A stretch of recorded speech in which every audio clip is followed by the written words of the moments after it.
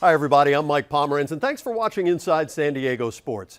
You know, sometimes to move forward, you have to begin by first going backward, and that's how Marion Jackson felt when her son Roderick lost both legs above the knee before the age of 2. Here's a story of the incredibly difficult choices she made, choices that led to Roderick becoming the first to achieve something truly incredible. Roderick Sewell was born without tibias in each leg. That's the larger of the two bones between the knee and the ankle. It was hard for him to get around as far as crawling, and I could hear him whimpering. It hurt. I could tell it hurt. Unable to walk just before Roderick was 2 years old, his mother made the challenging choice to have Roderick's legs amputated above the knee. I just knew we had to get him out there and give him a chance, a start. But she earned too much money for her son to receive prosthetics through insurance. So Marion made a choice that most wouldn't have even considered. She reduced her income to almost zero by leaving her job. Earning less would allow Roderick to qualify for prosthetic legs. And she moved into St. Vincent de Paul, a homeless shelter here in San Diego. Imagine what it takes for a mom to do that for her son. In the beginning, he didn't know that we were going home. I told him, this is your home. You know, this is the best I can do and get you these prosthetics too. So we became a team. Strengthened by his mother's iron will, Roderick received his first prosthetics. For the first time, Roderick could walk on his own. Then at 8 years old, he was introduced to the Challenged Athletes Foundation. I didn't really have much going for me at that time. And then once we kind of gotten the worst of it is when we met CAF and got involved in all these different sports, and it helped boost my morale.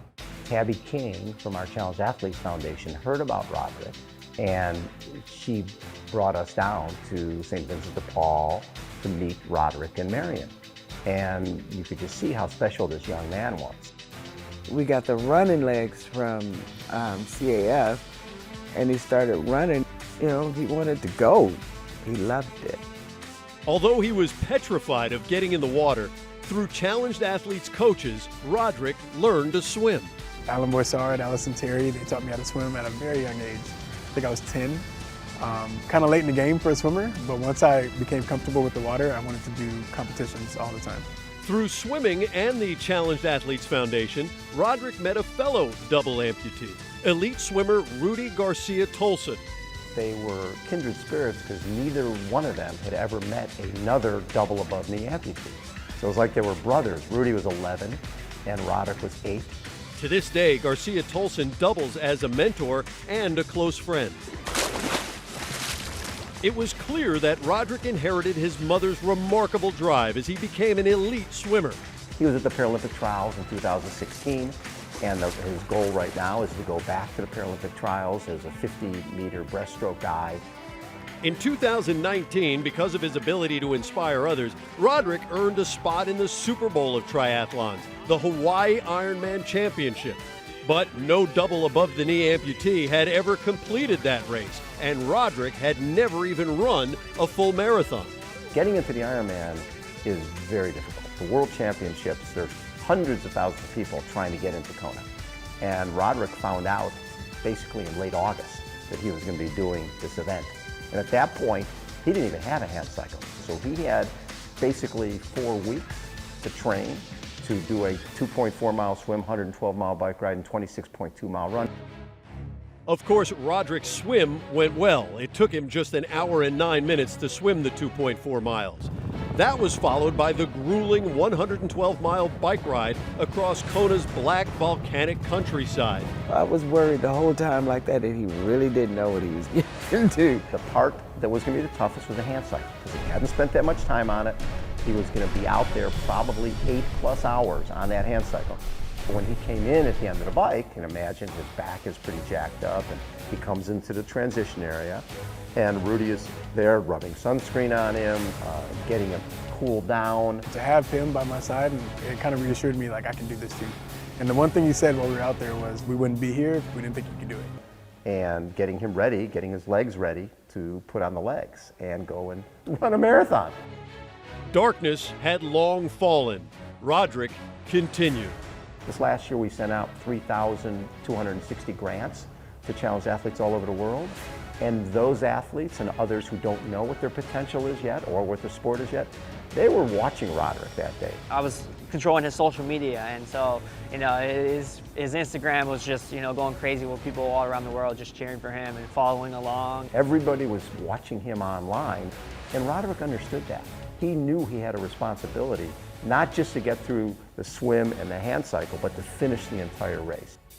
He'd been going on for more than half a day, 14 hours, then 15, then 16. I was worried. I'm like, where is my son? You've got 15, 20,000 people at that finish line at midnight. 16 hours, 26 minutes, and 59 seconds after beginning, Roderick Sewell became the first double above-the-knee amputee to complete Hawaii's test of human will, the Ironman Triathlon Championship. At the finish line, mother and son, bonded by battles, celebrated with an embrace seen on the internet around the world. That was the best hug. That was the best hug. That was the part where I asked him, are you okay? And he said, yeah. I said, I'm so proud of you and I love you. Oh my God, that was the moment. That was the moment. There was a time where walking for me was out of the question. And to now be here and say I'm an Ironman is pretty phenomenal. It was a moment that we'll all treasure forever. My goal was to go a little faster, but overall it was just to finish and let it be known to all the other athletes that anything truly is possible. From homeless to Ironman, that's a hell of a story. Roderick Sewell and Marion Jackson have inspired many on their courageous journey from homelessness to heroes, both true champions.